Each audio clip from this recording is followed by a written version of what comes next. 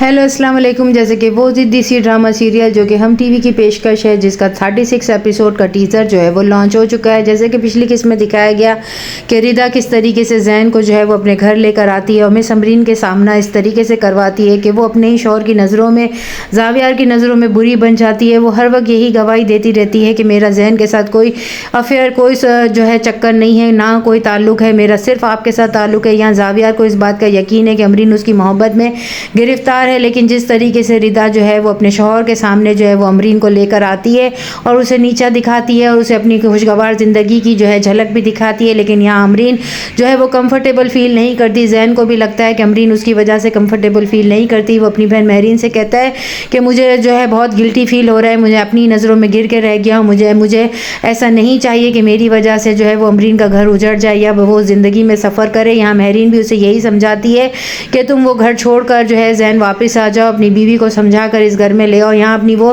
बहन के पास आता है और अपने घर में आता है। यहाँ मिस अमरीन से जब वो माफ़ी मांगता है तो रिदा बीच में आ जाती है और कहती है कि आपको जो है अकेले में बात करना पसंद नहीं है, लेकिन आप मेरे शौहर से अकेले में जो है बातचीत भी कर रही हैं और उसे मेरे खिलाफ भी वर्गला रही हैं। आप हमारे रिश्ते को ख़राब कर रही हैं और आप हमारी शादीशुदा ज़िंदगी में बीच में आ रही है। जिस पर जैन उसे समझाता है ऐसी कोई बात नहीं है। नेक्स्ट डे भी जब अमरीन से उसका सामना होता है तो वो अमरीन से माफ़ी मांगता है। उसी वक्त ज़ावियार जो है वो आ जाता है, जिस पर वो घबरा जाती है और घबराहट के मारे उसे चक्कर आ जाते हैं। जिस पर ज़ावियार कहता है कि तुम अपना ख्याल नहीं रखती हो, क्यों इतना काम करती हो, देखो तुम्हारी तबीयत कितनी निढाल हो रही हो। जैन ये सब कुछ देखता है और जब वो अपनी बहन के पास जाता है तो अपनी बहन से भी इन तमाम बातों का इजहार करता है।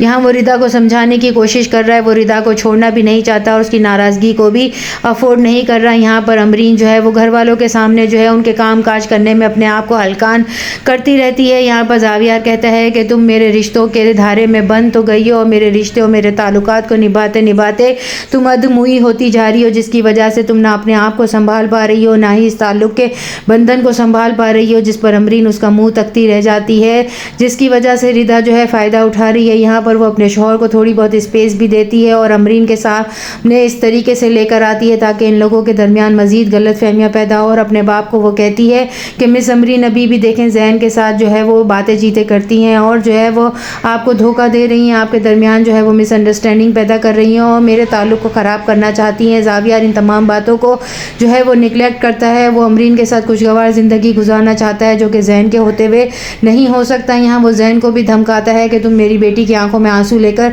मत आना, तुम इस घर में इसी वजह से मौजूद हो कि मेरी बेटी तुमको लेकर आई है। और यहाँ पर रिदा जो है वो अपने शौहर के कानों में सूर फूंकती है और ये कहती है कि तुम जो है अमरीन की बातों को मत लेकर आओ, मेरा दिल बहुत बड़ा है। यहाँ पर की वालदा जो है वो अपने शौहर से कहती है कि जो घर मेरा जो है बेटों की नेमत से भरा पड़ा था, आज वो इस घर से चला गया है तो घर बहुत सूना सूना हो गया। जिस पर इसके शौहर कहते हैं कि ये बात तो तुम्हें अपनी बेटे को इस घर से रुखसत करते हुए सोचनी चाहिए थी। रिदा जो है वो अमरीन को जो है ज़मीन पर ऐसे फेंकती है, जिस पर जैन उसे बचाने के लिए जाता है और उसी वक्त ज़ावियार भी आ जाता है। नेक्स्ट एपिसोड में और क्या होगा, चैनल के साथ बंधे रहें, लाइक करें, शेयर करें और सब्सक्राइब